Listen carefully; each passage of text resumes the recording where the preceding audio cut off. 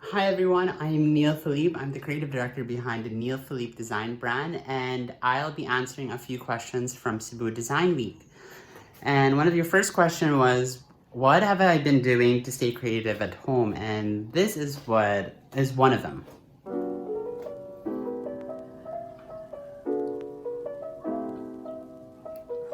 It's illustrations of my work, which I then give to organizations to sell, and proceeds of that sale would then go to our frontliners. The other thing that I've been doing to stay creative is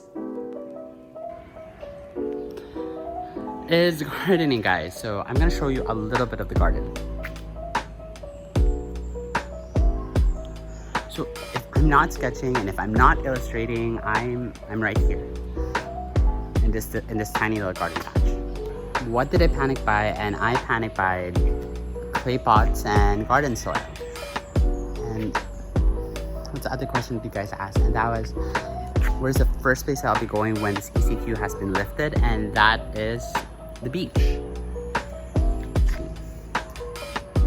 This whole quarantine taught me to be grateful for the small little things and to be hopeful for better things to come. What I can't live without during this whole quarantine, and that is my family. And now we need to head back into my desk and I'll do your simple your interesting challenge.